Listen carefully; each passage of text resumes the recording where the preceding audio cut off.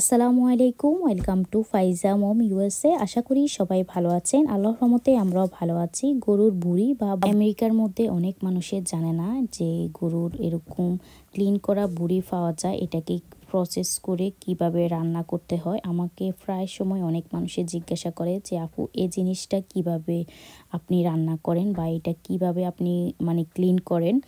এটা তো ক্লিন করা থাকে বা কোনো প্রসেস কি করতে হয় বা করতে হয় না সেটাই আজকে বলবো। তো আমি এখানে হাফ চামচ হলুদ দিয়েছি।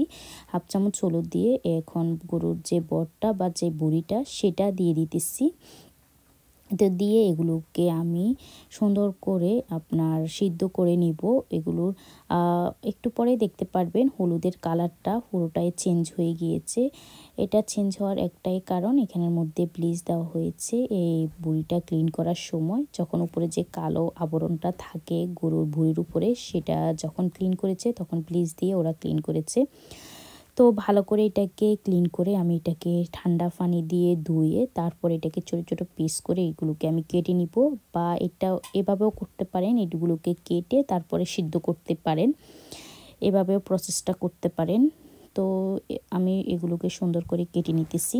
অনেকজন অথবা এই জিনিসটা জানে না যে এটাকে গরম পানি দিয়ে হলুদ দিয়ে এটাকে ক্লিন করতে হয়। জানে যে এটা তো পরিষ্কার আছে, এটাকে জাস্ট ধুয়ে রান্না করলে হয়ে যাবে।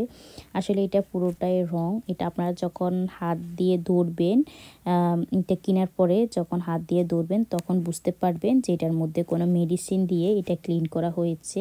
না হলে এত এত সুন্দর সাদা দবদবে হয় না।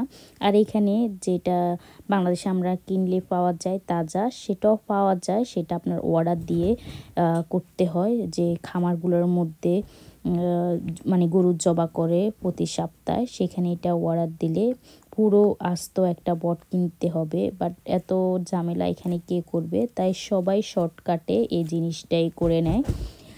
আর আমিও বট এরকমভাবে সবসময় কিনি। তো এটা খারাপ না, সুন্দর করে রান্না করতে পারলে এটাও অনেক মজা হয়। কেমন লাগলো ভিডিওটি অবশ্যই জানাবেন। আল্লাহ হাফেজ।